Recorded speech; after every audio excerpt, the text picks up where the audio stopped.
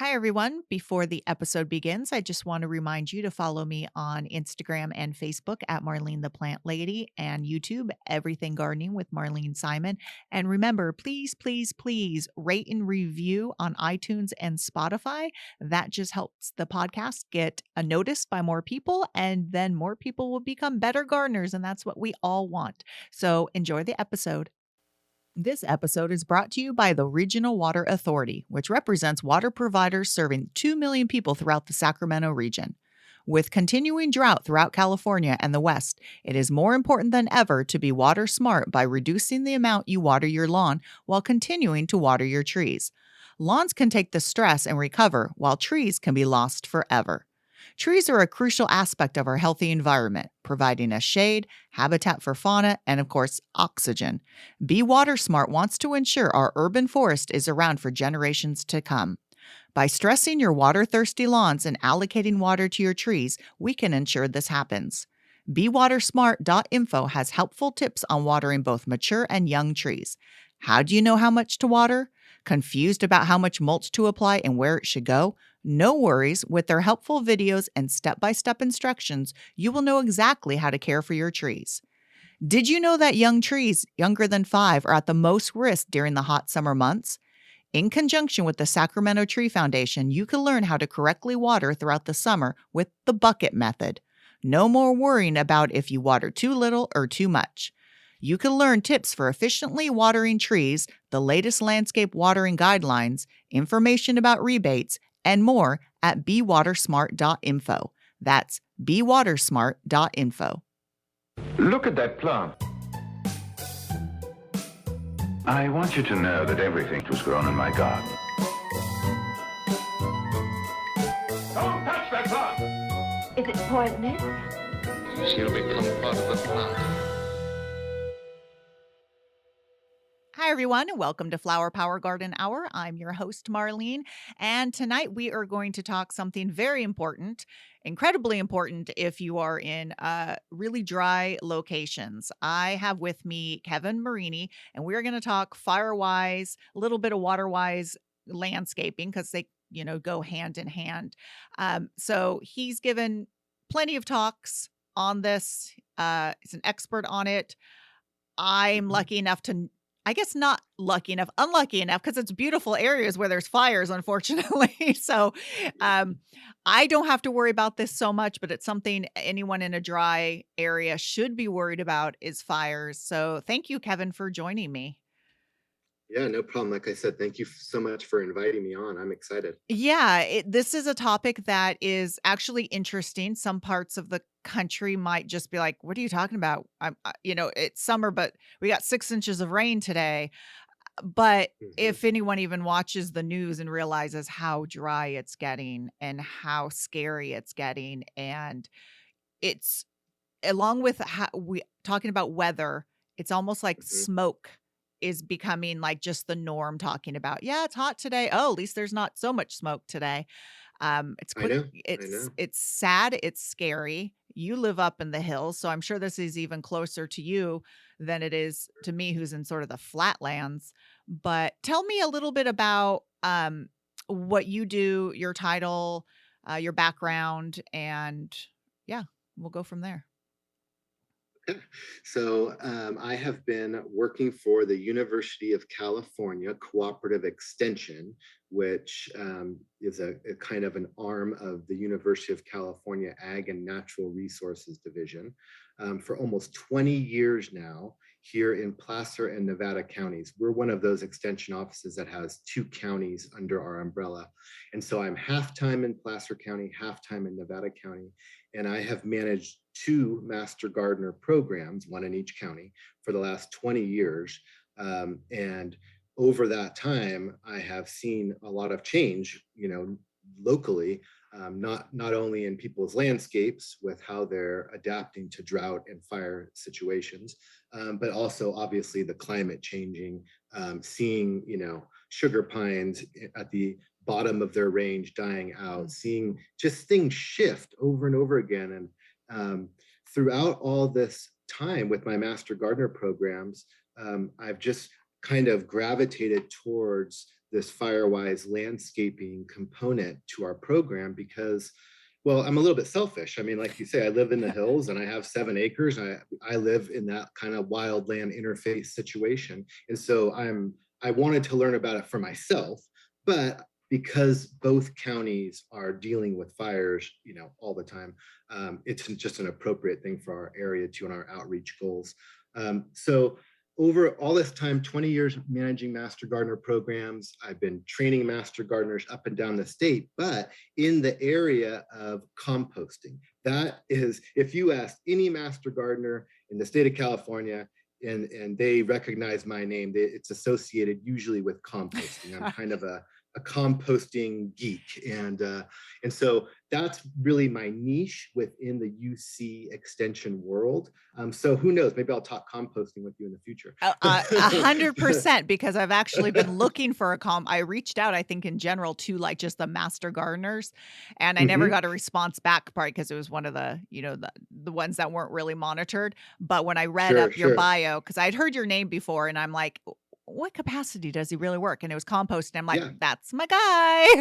Yeah, yeah. But So most people don't think of me in relation to Firewise stuff, but over the last couple years, like I said, I've kind of moved more in that direction, working with some local water agencies, doing some outreach. I just did a little outreach with the local nursery. So it seems appropriate with my plant knowledge and I'm a certified arborist, so I know a lot about pruning. I feel like I can leverage that knowledge and experience to help people manage their landscapes for fire as well.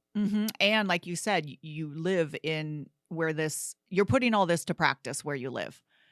I'm So trying. It is challenging to really, what a big barrier is the cost of fuel reduction out here when you have acreage, because Mm. when you're talking about thinning forests and getting rid of the invasive plants, it's a tremendous amount of work, which means it's expensive to do. Like tree removal, brush Oh yeah. removal. Yeah, Yeah. yeah, Yeah. and it's something that most homeowners, if they have any sort of land or even just a large tree in general, like you said, you need to get uh, people out there to help you, because we don't want anyone. Professionals. Yeah, we don't want anyone just randomly climbing or cutting down a tree. That's not going to help That's for anyone. sure. That's for No. sure. Yeah. So, say someone just bought a house up in, say, the foothills, where they have Mhm. maybe quote unquote a standard yard, slightly larger yard, against the forest, where there's a lot of just uh, almost like it's a natural setting, not a manicured lawn or yard. What are some Mhm. steps that they could do? Say they just moved in and they're like, "Oh my gosh, I need to do something." They have tree Yeah. limbs hanging over, they have a lot of understory brush. What are things they could do? What are things they need to keep a lookout for? And again, things they need a professional to come in and do. Yeah. So, I always tell people it's always a good thing when you move to a new area to, contact us, the Master Gardener programs in those area, and talk to the volunteers who have a lot of experience gardening and doing land management in the area. So, I know that again, that sounds a little selfish to say. No, I mean, it's a great resource. It's a great resource. Yeah. Absolutely. Yeah. There are many areas now with robust fire safe councils. And so many cities and other entities have created these fire safe alliances, fire safe councils, and they're usually made up of volunteers from a wide range of fields, maybe from the local fire department to a local land trust, or all these different people together that have some either concern or experience dealing with fire. And so fire safe councils or alliances can be great resources. In Nevada County up here, we actually have a fire safe council that provides free defensible space consultations. They will send Mm. out trained defensible space folks, volunteers, to assess your property. Oh, That's wow. not available currently in Placer County and in probably many counties throughout California, but I think it's coming. I Yeah. think more and more there are going to be resources for homeowners to really get good advice on how to create that defensible space. You think some of the insurance companies would get on that, because it's only going to benefit them. you Isn't know? that the truth? Yeah, Yes, yeah. I completely agree with that. Yeah, that's just something that yeah, I mean, unfortunately, though, what sounds like is happening is people just are losing their insurance, but that's a whole different topic. Yes, it is. Yeah, Yeah, yeah. But it yeah. is true too. You're right Mhm, that that is happening in my area in some mhm. cases. Yeah. Um, so So, obviously for the main reason it's important for people to be aware of course, if you're living in a fire prone area.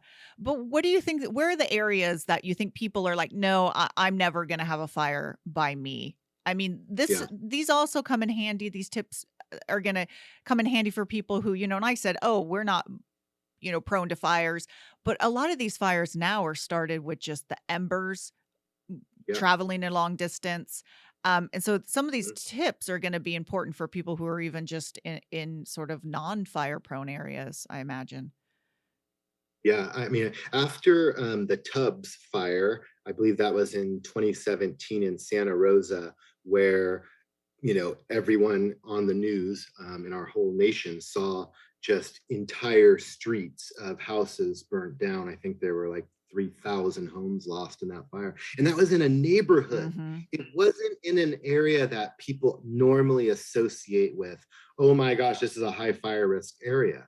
So I would say that basically for the Western states, I don't care where you live. This is going to be a concern, especially it's an ever growing concern as things get drier for longer with our climate. And so, I used to think, okay, the only people that really need to worry about are people like me who Mhm. live at those kind of wildland interfaces. But to be totally honest, this is really becoming a concern up and down California for sure, but the whole West is undergoing this change that's occurring to our climate, creating longer, drier periods of time that make our land more susceptible to fire over greater time periods. So, although I would say the wildland interface folks like myself are probably more prone to catastrophic fire situations, I still think even people in the suburbs, and believe it or not, even people in urban areas need to be thinking about this. Because like you said, in many cases, embers are flying from miles away, falling near or on your house and burning down your house, and your whole landscape is intact. I mean, we Mhm. saw that in the campfire too up in Paradise, where entire landscapes were completely intact, yet houses were burned to the ground. Mhm. Yeah. Yeah, it's amazing how uh, we think of just a fire spreading, but it doesn't Mhm. all fires don't act the same. You have I guess they Exactly. call it I forget what the term is, but um I mean, I'm just gonna say fire pattern, but it's just how it happens. You get these weather patterns forming within these firestorms. So really, if you're anywhere near a fire, you should always be aware. So so going back to say, someone buys a property, you have someone come out. Ideally, you pay or it's through an organization. Um, Say you move in and you have a lot of these pines or oaks, and what would be the first thing that you would tell someone to do? What would be the first thing you would address? I mean, I'm not saying this is like the number one fire problem, but what would be the Yeah, yeah, easiest thing that a homeowner themselves could do? Um, sure. So, the state of California at least has a public resource code 4291, which actually put into law the requirement for 100 feet of defensible space around your home or other structures up to your property line, however, whatever's, closer. And so, in California, there's actually a law that dictates what needs to be done. But in other areas, the general practice is to create defensible space. And what's important about defensible space, understanding that, is that it's not called preventable space. So by doing things around your home or around your landscape, you're not going to necessarily prevent a fire to mhm, come into your property or into your house, but you are creating environment that allows your home to be defended from fire. And that's what I hear from a lot of people is, oh, I want to plant the right plants so that I can prevent fire. And really, without a a firefighter there Yeah. to defend your house, the fire is going to eventually reach your house most likely. So the key with defensible space is understanding that you're creating a landscape and a home environment that allows firefighters to come in and defend it. Now, the percentages are pretty crazy here. They say that almost 75%, at least in California, a lot of what I'm going to talk about today is California because that's what I'm really knowledgeable about. So almost 3/4 of all the fires that burn down houses start from embers flying in, like you were talking about earlier. So to be totally honest, as much as I'm a landscape guy, I would tell somebody the first thing to do is to look at your home, right? Look at your roof. What's your roof made of? What do you have? Wood decks all around your house? Do you have a propane tank close to your house? Do you have overhanging trees over your roof?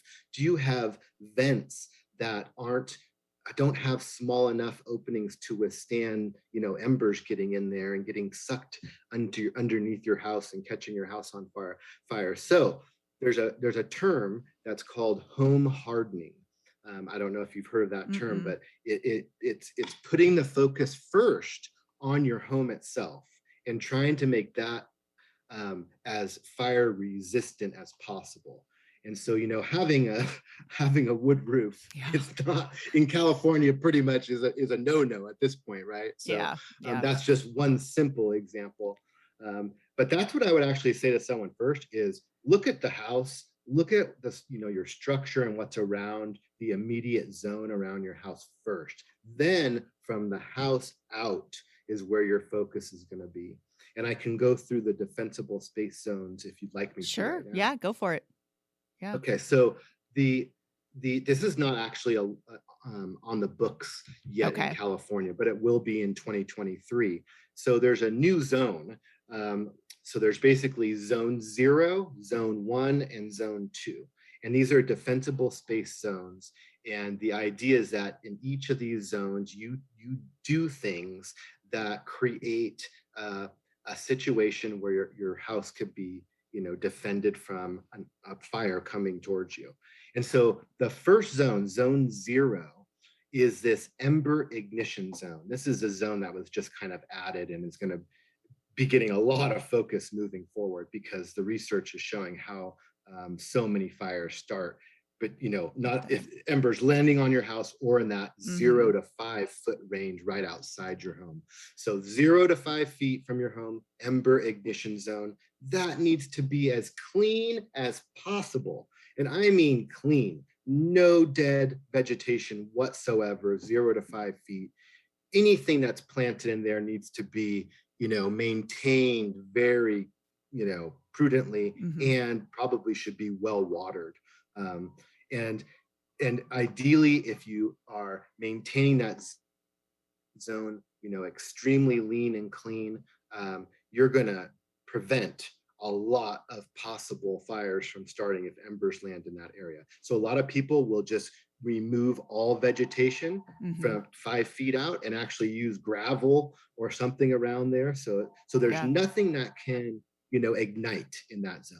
Yeah, no, don't place your firewood right up against the house there, I imagine. Don't put your that is a really good point. Yes. Yeah, so many people do that, right? Yeah, because it makes sense. It's wintertime. You don't want to go out too far. And you put it right there. It's covered, so it stays dry, which means it's just better kindling. So yeah, nothing around from 0 to 5. And that even means, I imagine, branches hanging in from trees and stuff. True. So that, pretty much any branches that are hanging over a roof need to be removed. Any dead branches would need to be removed out of trees close to the house. So first of all, that 0 to 5 foot zone is super duper important. Now from 5 feet to 30 feet out is zone 1. And zone 1 is many times called, the lean and clean zone. And I know I just said that about the 0 to 5. So you can pretty much think of 0 to 30 as being lean and clean.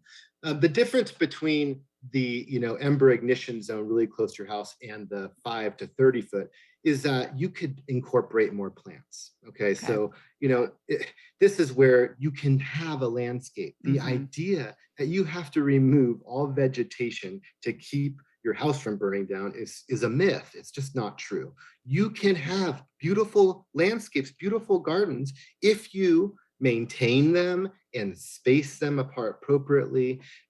And really, one crucial element is to avoid something called fire ladders in that zone. And a fire ladder is where you don't have vertical spacing between multiple types of vegetation. So for example, you may have a perennial that's right next to a shrub, that's right next to a small tree, that's right next to a big tree. Well, Hmm. that, my friend, is a fire ladder. The fire gets into those low vegetation types and then moves quickly up into the canopies of the trees. So that vertical spacing is crucial in that lean and clean zone.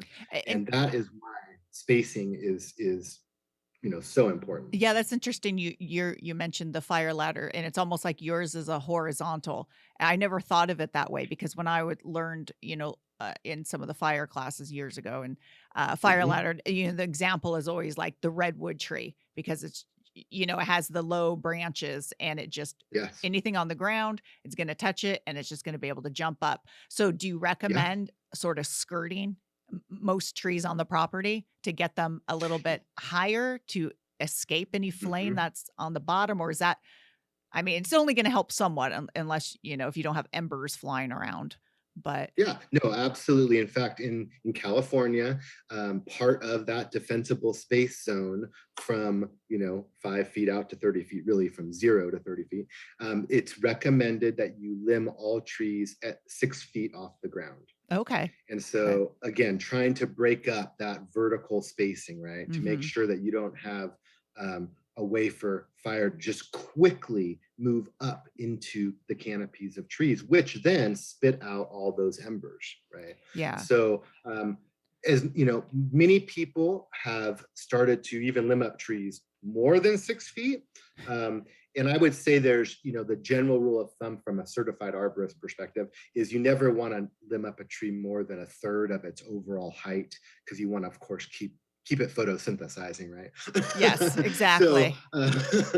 but in general, in the written regulations, 6 feet is the requirement Okay. for limbing up trees in that leaning and green zone. And that makes Now sense moving, oh, go too. ahead. Okay, go ahead. Moving further now. So now we're going from that 30 feet to zone 2 all the way out to 100 feet. That's zone 3. So basically from 0, your house, to 100 feet is your defensible space zone, broken up into zone 0, 0 to 5, zone 1, 5 to 30, zone 2, 30 to 100. Okay. That spacing out there can get a little bit closer together.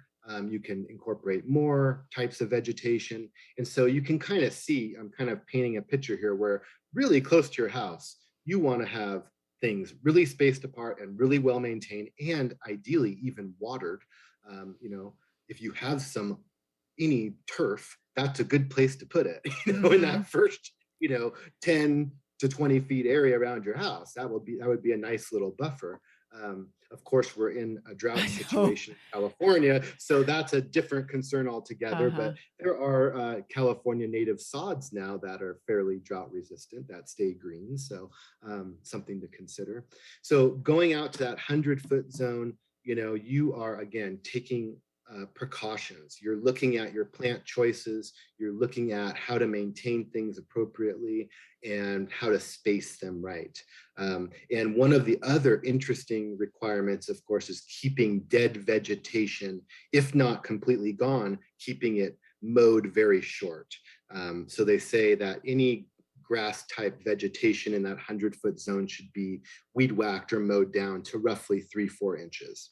So I'm thinking people who are up in this area, and I'm just picturing a forested area, especially if you have 100 feet, you're probably going to have some natural landscaping.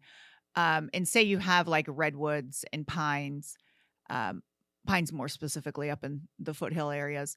Um, should you rake up all leaf debris?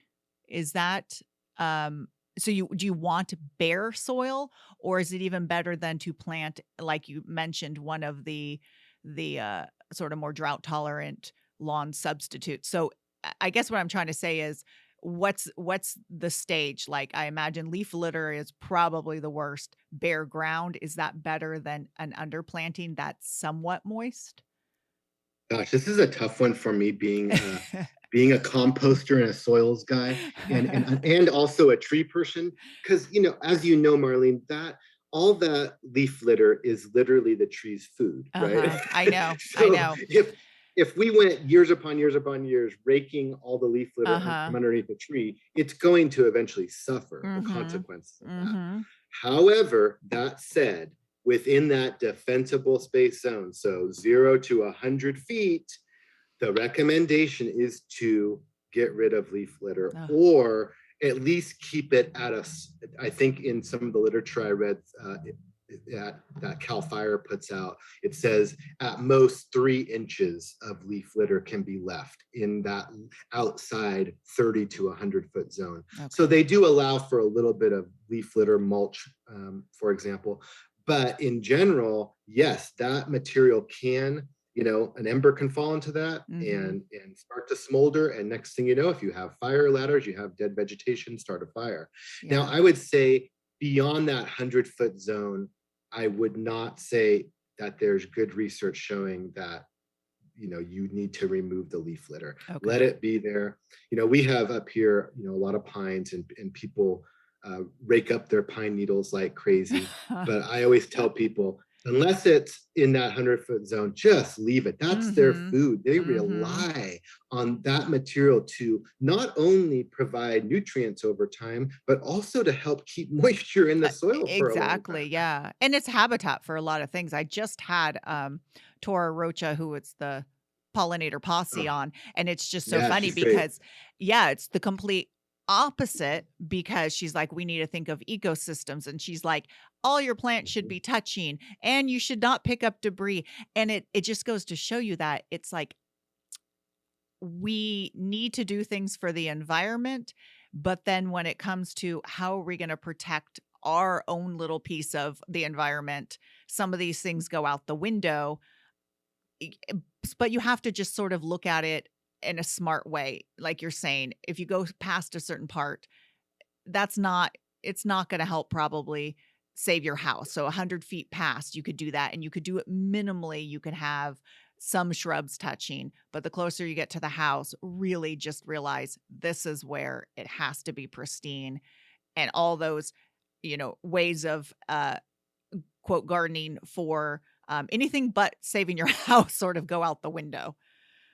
Yeah, there does seem to be, competing landscape interests when you Mhm. start bringing in the intersection of fire-wise and water-wise and Mhm. pollinator habitat and bee habitat. Well, I mean, bees are pollinators, but Yeah, I'm yeah, I know thinking what you of the mean. ground Yeah, nesting bees, yeah, that yeah. need bare soil, for example, right? Mhm. So you're right. There are some competing interests, but what I would say especially in our area is that really fire wise practices have to come first because these fires that we're experiencing are getting more in quantity and in their actual severity that's increasing as well too. So and these wind driven late season Mm. fires that occur in September October timeframes, I mean, those are really really challenging to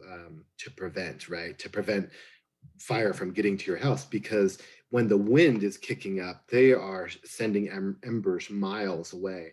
And so you may not even have a fire that is close to you at first, but you have embers flying your direction. That's where things get really sketchy fast. Mhm. And I think it's also, I mean, I think it's also important to understand. So, if you have this house, and you made a good point that this is not a guarantee your house is going to be saved. Anyone, I'm sure, is aware that if you're up there, this Yeah. is just hopefully going to slow it down. But you Mhm. could also think of this way as it might slow the fire if it hits a bare area enough for maybe a firefighters to get to your neighbor's house. That's Yeah, where you sort of are sacrificing yours if you're all in a community and you all do this. It's like, wow, my landscaping slowed the fire that little bit. So the firefighters were able to go to my neighbors or at least get in front of the fire and, maybe stop it a little bit and slow it down. So you don't want to be absolutely. you never want to be the cause for the fire to uh, rage out of control even more by having Yeah. all this debris in your yard and not caring and not doing the steps. I mean, that's just irresponsible for yourself and for your neighbors. For the community, I agree. And I would add to that that you also want to allow yourself the ability to get out of there, Mhm. to evacuate, right? Mhm. So, if you haven't done any fuel reduction work down your long driveway that leads to the main road, and suddenly a fire down there, so it's not necessarily threatening your home yet, but it's threatening your ability to get out and evacuate. So that's another really important consideration, is not just around structures, but from roads and driveways too. That's a really good point. Yeah, because you need an exit strategy for sure. Mm, Um, you know, someone emailed me and they should have emailed you, but I think they just randomly probably typed, plant person, UC Davis.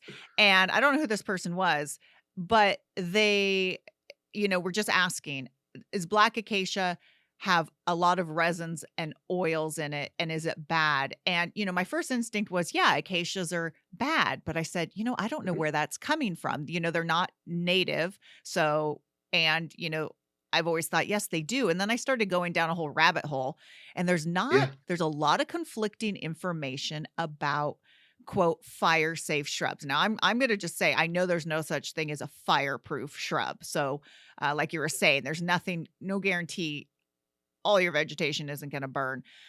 But there's a lot of misinformation out there. So can you sort of give us some that maybe that are the worst shrubs to plant that do have high oils that burn really fast, and maybe some that are a little bit better at maybe that aren't as flammable, if that's such a thing?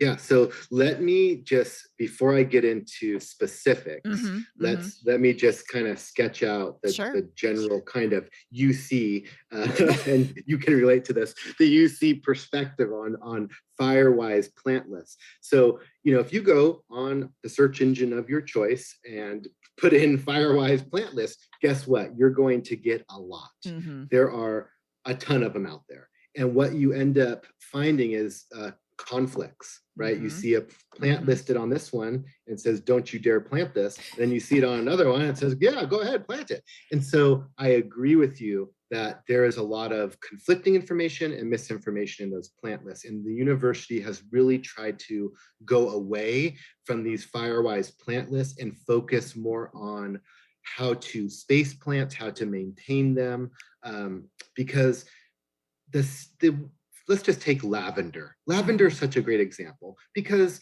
everyone knows lavender, and Yeah. when it's young and it's starting off, it has really lush growth that's low to the ground, and in that moment, you could call it a Firewise plant. But what happens to lavender over time? It gets leggy and woody. There's dead stuff in there, and the next thing you know, your Firewise plant has become a fire prone plant, right? And Excellent so point. Yeah. Mhm, even the same plant over its lifespan can change from a Firewise plant to a problem plant. mhm. And so instead of focusing on the exact plant, uh, UC likes to focus more on the what you're going for as far as spacing and maintenance with these plants. Now, that doesn't mean that there hasn't been research on the flammability of plants. That's really where, if there's been any research on Firewise plants, it's been on, well, the flammability side of it. How fast are certain plants prone to ignition? What kind of a flame length do they put out? How long do they burn for? There has been some research on that.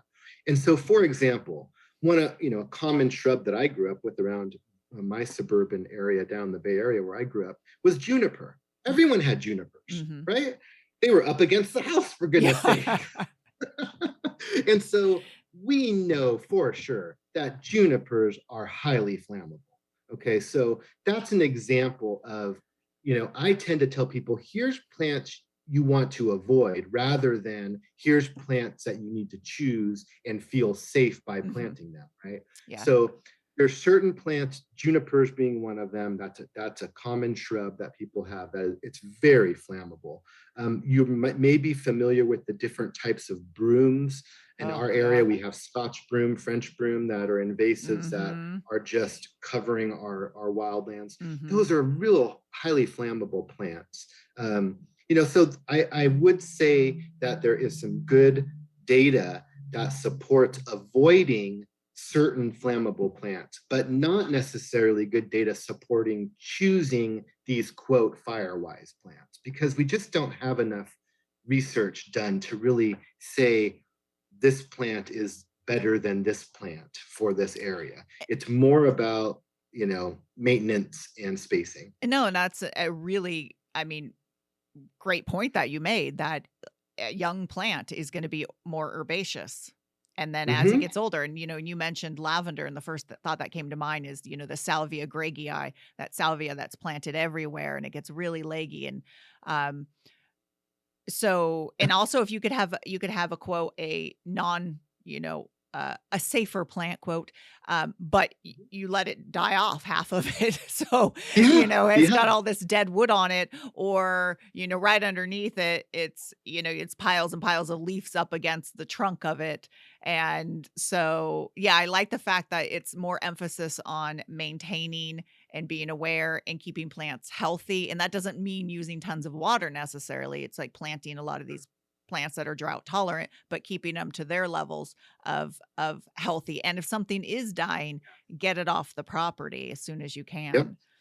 Yeah. Now, another really great example to kind of illuminate this concept is a boxwood hedge. Mm, Okay. So, have you ever seen just a boxwood plant that wasn't hedged? It's a pretty plant. It's got a nice form. It's mhm. kind of, it's fountain like, and it can be on, obviously, because it can be hedged, it can be pruned in any type of way. But in general, a boxwood plant on its own is quote firewise. It's got small little leaves. You can maintain it as an open pruned shrub. But what happens when you hedge it? Well, when you hedge it, there's a lot of dead material right behind the new growth, right? So Mhm. you hedge it and you get a push of new growth on the outside, but right inside that hedge is dead vegetation, dead material, woodiness that is dying off. So therefore, you have the same exact plant, just pruned in two different ways. One is really bad for fire and one is okay. So this is again why we focus more on how you're going to maintain it, how you're going to space it rather than the plant itself. Yeah, that makes sense, especially if, yeah, you prune it and you make it into a hedge, so then you have that fire ladder and it's going across the way. If Exactly. So, when you have someone's doing like the 5, nothing close to their house, but then as they move out, Mhm. I imagine having, this is just a no-no for so many, but I think people then think the idea, "Oh, I need to have it cleaned and maintained. I'm gonna lay down some plastic weed cloth or weed block, and then I'm gonna put wood chips because it's nice and clean." And I don't think, Sure. I mean, that's pretty bad idea, right? So when you say from that 5 feet to 30 feet out, that if you are having little areas of debris, that's, for some pollinators and stuff, that's okay. But the rest should have either plants or just bare ground. I imagine that black plastic acts, I mean, it'll probably melt faster than it could carry anything. And then wood chips, I don't think people even equate. They're like, oh, they Mhm. don't even look like wood at the point where you dump them in the ground. But and what about the No, it's synthetic stuff? What about like the people like, "Well, mhm. it's not wood chips, I'm using the recycled, Rubber, tires." rubber Yeah. mulch or something. Yeah, yeah, which is highly flammable. Mhm. So, University of Nevada at Reno, UNR, did a really great flammability study on mulches. Hmm. And it's super interesting. They compared all different types of mulches, from synthetics to pine needles to wood chips to composted wood chips. So one of the materials that I recommend for people all the time is something called arborist wood chips. Some people call them composted wood chips. I'm sure you know what I'm talking about, Marlene. These are the chips that these tree companies have in the back of their trucks Yep.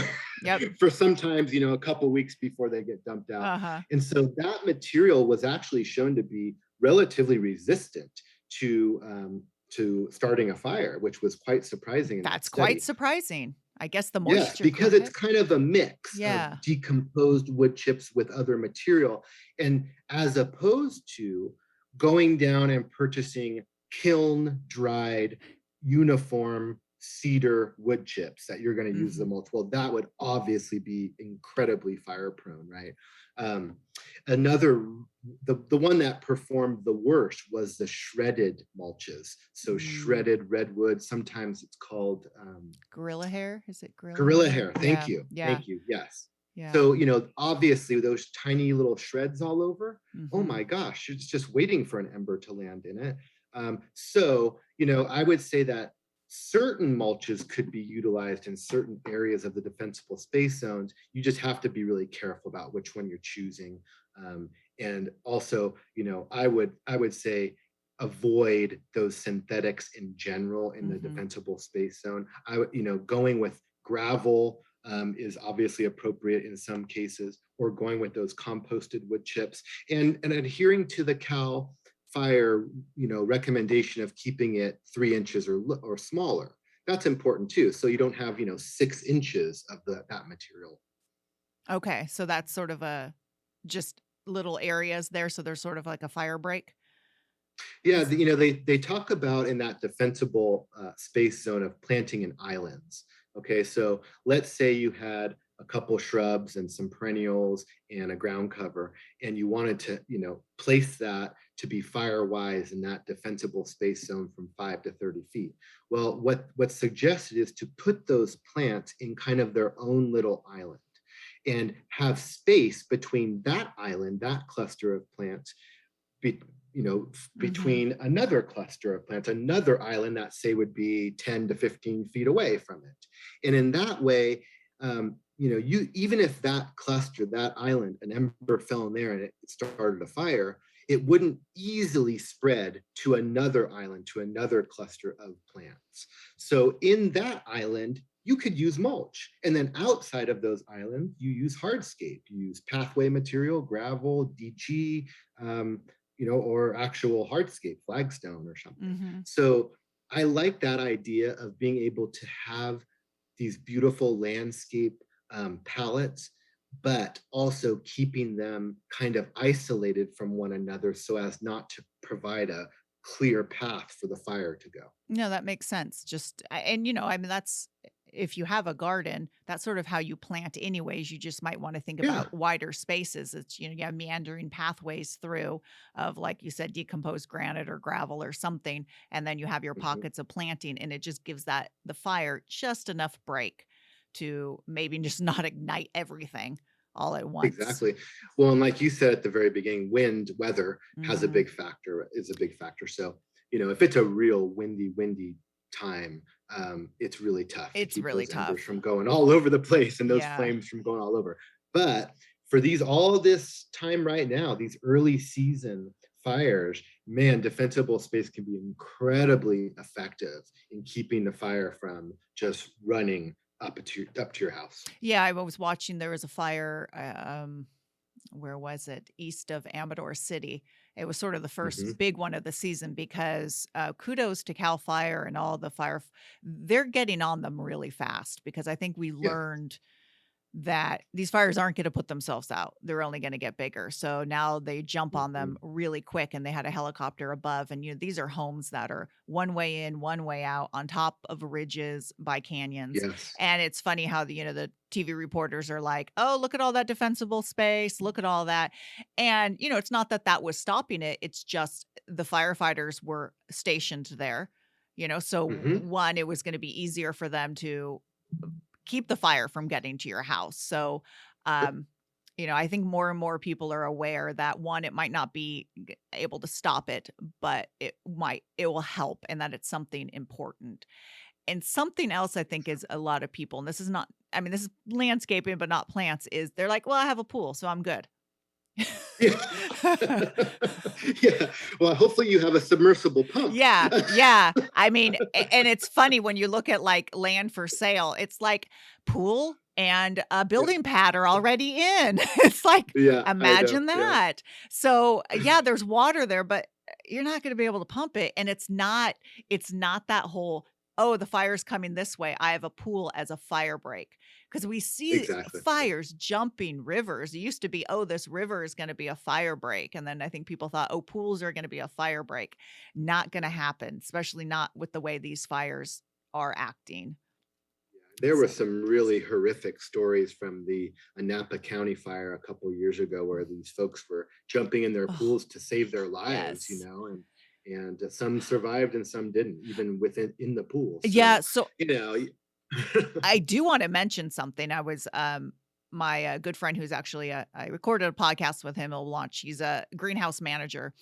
Um, Mhm. and his parents live up in Alta. He grew up in Alta, which is foothills. And, he's always trying to get them to think more seriously about fires, but they've lived, they're sort of like, he's like, they think they live in the suburbs. I'm like, Yeah. but what he did is, he makes sure everything's cleared away and as best as he can. Mhm. He got them portable gas masks. And I thought Yeah. that was genius because you did hear stories about people jumping in the fire. They're not burned, but we all know most of the time from a fire, it's not the burns, it's the smoke. It's the inhalation. Uh-huh. Absolutely. And Yeah. even if it's long enough for them to get in their car and drive away, or heavens forbid, you have to jump in a pool and having that, I'm like, that's a really smart idea. Um, Absolutely. so Absolutely. Especially in areas like that where, I mean, it gets really thick up in the Alta direction mhm. as far as forest goes. Yes. So yeah, for sure. That's a good idea. Yeah, I just thought that was, yeah, because I think we all heard those stories in Napa, how it was just this old, I mean, the one that stick in my head was the old couple, and so sad, so scary. Oh yeah, there Um, were some really horrific stories, mhm. really tugging at your heartstrings hearing Yeah, some of the. yeah. So, is this how your yard is sort of, I'm not calling you out. You could lie and say, "Yes, it's all perfect like this." I wish it was perfect. I have done a tremendous amount of work when I actually have lived in the place that I live right now for 17 years. So I've had a Oh, good okay. chunk of time to be able to invest the time and the Mhm. money into getting that defensible space done. But let me tell you, one of the things that's going on out here in the foothills, I mean, it's going on all over the state of California, all over the West, and probably all over our whole nation. Mhm. And that is the march of the invasive plants, right? Oh, So yeah.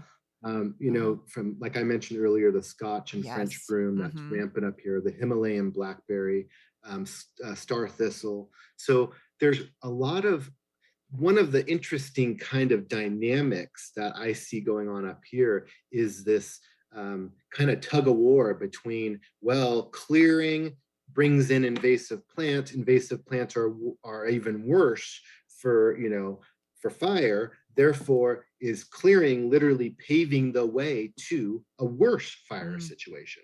And so one of the things I always tell people is, look, the fuel reduction you do on your property or around your house is just step one. That's not the end. Yeah. At that point, You you've have to just opened maintain your it. whole Yeah. land up for seeds and for Uh-huh. things to come in, right? And so it's almost like the more important step is managing your land, your yard, or your landscape after you do the fuel reduction to keep those invasives out. Because I've seen people spend tens of thousands of dollars doing land clearing, and just even the next year, it just covered with French and Scotch broom. Oh my And gosh. how depressing is that, right? Yeah, that's pretty depressing. But Yeah, and like you said though, it's from that 5 to 30 foot, which could be pretty, it's big. It's, a little more, most people can't manage that on their own, especially if they're elderly or but it's exactly. not like it's the whole entire property that you have to clear out. Very But true. it's a good idea if you Yeah, see any of these evasives on your property to get rid of them anyways. That's just good stewardship, and you don't want them taking over your whole property anyways. exactly. But yeah, it's maintaining it because leaves fall down, things die. It's Absolutely. I had a beautiful, huge stretch of Himalayan blackberry along my driveway. It would probably stretch for, 60, 70 feet. Mm, And my two daughters and my wife and I, we every summer was tradition. Go down, you harvest all these beautiful mm. blackberries, make jams, make, you know, shortcakes, whatever. And what did the Cal Fire person tell me when he when he came up to my property? Get rid of all those blackberries, right? Because right Yeah, beyond right beyond the green leaf is dead brambles, and yeah. oh my gosh, can you imagine? The flames that would, if an ember Mhm. fell in there and that caught on fire, and that's your next right next to your driveway. And so that is the type of tug of war sometimes that you're facing, right? I had to get rid of our wonderful blackberry patch It's like, to the disappointment of my yeah, daughters yeah. and my wife. Cal Fire, destroying childhood memories, one at a But it time. makes sense. It It really, does make especially sense. considering it's our driveway and Y we have one way out. Yeah, So if that yeah, caught on fire, you wouldn't wanna drive. I mean, that would be scary driving by this that would be flaming scary. bush. Yeah, exactly. Exactly, which Especially how long it stretched too. uh-huh. Yeah, Yeah, and then it could easily then just shoot up flames to a tree right there, and, exactly. yeah, I was thinking, I'm like, "Oh, all the animals that lived in that," but, that is just I know. close to your house. It is, Mhm. it could save firefighters' lives, it could save your life, so, um, Exactly. that's the bigger picture. We have to be, if people are living out there, have to be just responsible and not Yeah. irresponsible, and try to do as much as you can, and, um your sprinklers aren't gonna help. I think there's also Yeah. that misnomer that, "Oh, a fire comes by, I'm just gonna turn my sprinklers on." Yeah. And that may help keep your landscape from catching on fire. But if you have, let's say, a wooden roof or wooden decks and Mhm. embers fall on it, regardless of those sprinklers, your house is going to burn down, right? So And if you're on a well with and the power's cut, unless you have true. tanks, it's and, Absolutely. they're not gonna run, so a lot of things to think about. It's not gonna just be, "Oh, we have a fire," but, "Oh, everything's gonna be working perfectly fine," so, And where I like to talk to people about the fact that I'm a plant person, like you, Mhm, Marlene, you're a plant person. mhm. So the last thing we want to do is, kill plants, remove plants, Mhm. and not Yeah. have a bunch of wonderful plants. So when I give advice to people, I always kind of preface it with, "Hey, everything I'm telling you is going to ultimately be your decision. Mhm. There are these general laws about defensible space, but they're actually pretty general, and they don't hold, there's not a lot of authority to enforce a lot of it, and they just don't have the resources to do that. And so, I tell people it's your decision. What makes sense to you? If you are absolutely intent on keeping those blackberries along the driveway, then that's your decision. Yeah. But be aware, this is Mhm. what could happen. Yeah.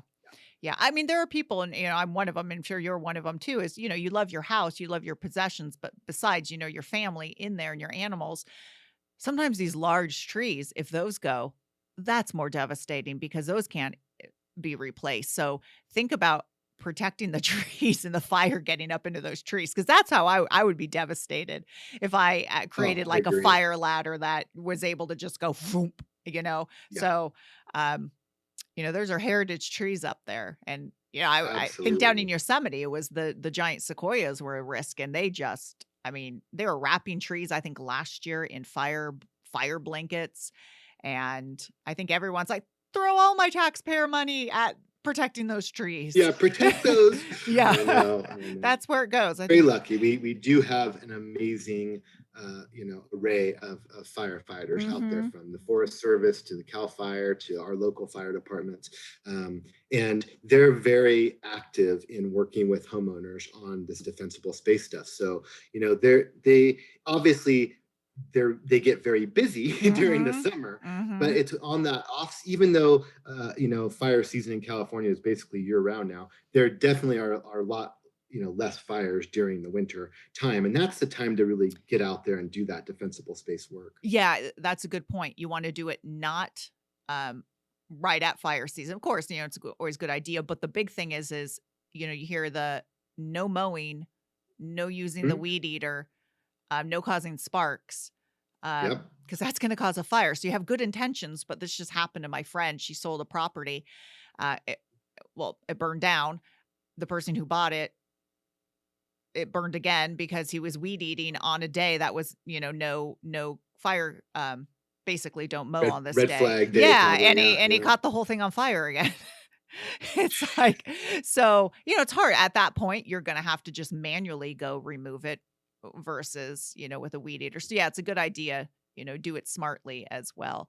Where can people read up and find and more Yeah. information? Like, I mean, the sites that you work for, um, that's my go-to for pretty much everything, like pest and weeds and everything. So it's um, Yeah. great websites. I- and again, I'm be a little selfish Yeah. here and plug my program, but Master Gardener programs, I really feel are a resource that not all people know about. I Mhm. mean, there's a subset of people who definitely know about Master Gardener programs and what they do and all of that, but many people don't. And so, Master Gardener programs are located in basically every county, um, not every single county, but for the most part, the majority of them.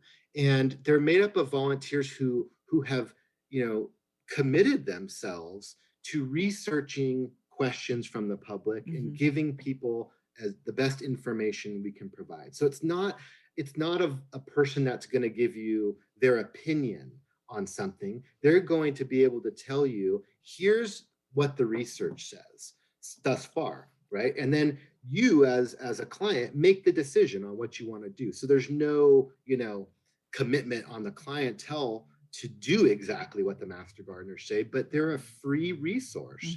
Mhm. So I would say that's one for sure.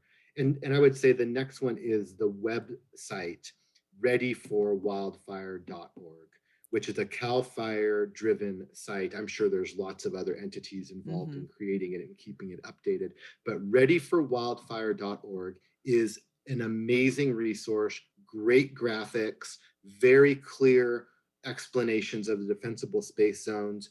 Um, further resources from that page on. Um, and then I would say, finally, your local resource conservation districts, your local fire departments, they also can be great resources. A lot of people don't know that there are these resource conservation districts that are, kind of sprinkled around the state, and they're working many times with commercial ranchers, but they work with homeowners and landowners too. So there's lots of free resources Yeah. out there for folks. And I think it's good. I like the firefighter, not that they have time to come out to it, but you may be able to look at everything, but someone with a different point of view may be able to point things out Yes. that you just, oh, I've always done that. I didn't know that was bad, Hmm. or it's always been there. I didn't know that was bad. So having just fresh eyes look at your landscape too, who's Yeah, trained for this could definitely helps, I think. absolutely. Absolutely. So, I'll have all those websites too on the show notes. So, um, Great. any departing last comments or Well, I mean, I think really the departing message is to take this seriously. mhm, And I think, in certain areas of California where there have been these big catastrophic fires, those communities obviously are taking this seriously.